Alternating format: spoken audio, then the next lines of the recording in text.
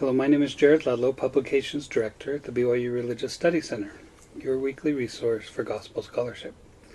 And today I'd like to share two resources that can accompany your Come Follow Me reading for August 19th through 25th, chapters 53 through 63 of Alma.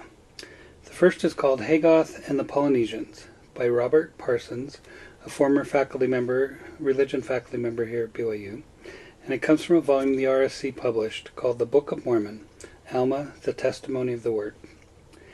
And in this he talks about how in 1843 the prophet Joseph Smith sent the first missionaries to the islands of the Pacific.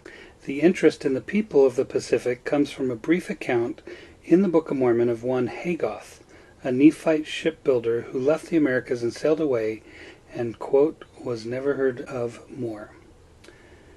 Notwithstanding the many theories and sayings about what happened to Hagoth, and including a 1972 letter from the First Presidency stating that there was no official church doctrine on what happened to Hagoth, we have many definite statements from members of the 12 and from presidents of the church reiterating their firm belief that the Polynesians originated from Lehi's American colony, and most see a connection through Hagoth. Now, besides many statements from the prophets, we have added insights from patriarchal blessings.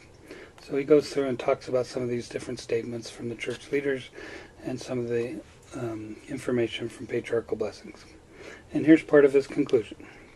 In conclusion, it seems fair to state that although the church has no official published declaration on the origin of the Polynesians, there have been enough semi-official statements by prophets of the Lord to leave little doubt that the church believes that the Polynesians are direct blood relatives of Lehi's colony, and that Hagoth's lost ships provide at least one connection between the Americas and Polynesia. The second article is called Nephi's Freedom Thesis and the Sons of Helaman. It's by K. Douglas Bassett, a former religion faculty member, and it comes from the Book of Mormon, Alma, the Testimony of the Word.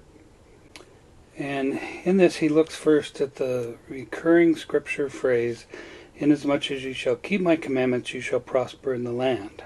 But inasmuch as you will not keep my commandments, you shall be cut off from my presence."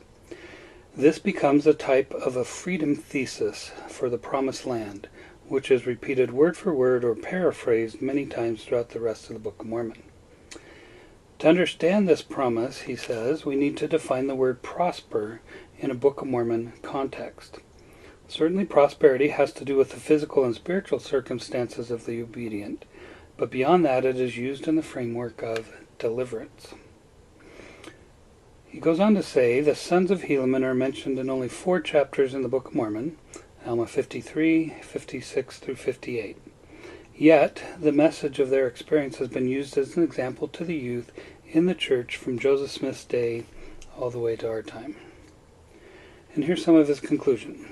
While this paper may be on the stripling warriors, those sons of Helaman do not stand as just another inspiring story in the Book of Mormon. They witness that obedience in the most trying of circumstances is the condition of prosperity and deliverance. The sons of Helaman represent a timeless solution to a modern challenge. Even though the battlefield may be mortal, the most powerful weapon in our defense is obtained by serving the God of the land, who is Jesus Christ.